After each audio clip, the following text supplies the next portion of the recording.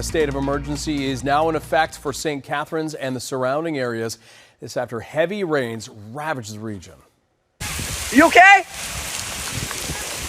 Yes! We are going underwater. And this was the effect. Two major storms just days apart led to extensive flooding. Thousands of homes literally have been damaged. Sean O'Shea is there. He joins us with the latest from the region. Sean, obviously a devastating scene for so many homeowners. What can you tell us? Anthony, we're on Hanson Drive in St. Catharines, one of many communities that were so hard hit. This is the same street where you saw that video a moment ago where the water was very, very high. Take a look behind me. That's some of the furniture, some of the flooring, some of the debris from just one of the houses that was swamped by a couple of flood days here after such a wild weekend of weather in this area. Mayor Mat Siscoe here, walking through my flooded basement for the second time this week.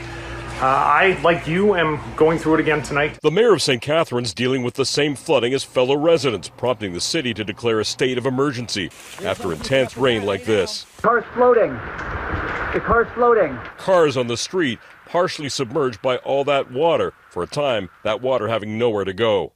Heavy rain last week and again Sunday hit communities across the Niagara region hard. About 15 to 20% of our community has been impacted by this flood. The neighboring town of Lincoln also declared a state of emergency. Water traveling down the street, getting into people's basements, a lot of sewer backup, which causes its own set of issues. Ralph Muller watched the water come into his basement. He was flooded not once but twice. Right by the bottom step, right about 8 inches of water. And later that second wave. Coming up so fast, within 2 hours we had another 6 inches of water. This is debris from his next door neighbor's basement. And not far away, similar damage to another basement. Oh, what I find is everything was swimming. The floor was like, I stepped down and I feel like on the moon. He lost everything in the lower floor, including the use of his furnace and air conditioning, but he's staying positive. I didn't lose health, didn't lose life. Everybody's healthy around, so it has to go. You know what?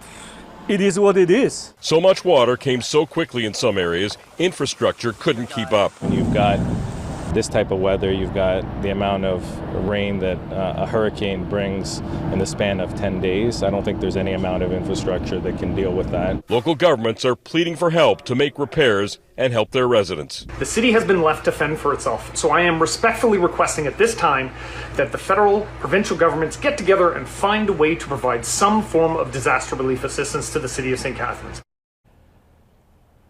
And debris, furniture like that, you'll see that on streets all over St. Catharines right now. We understand that the St. Catharines mayor has heard from Premier Doug Ford that there's been a commitment of some resources, but we're not aware of any boots on the ground, so to speak, helping out.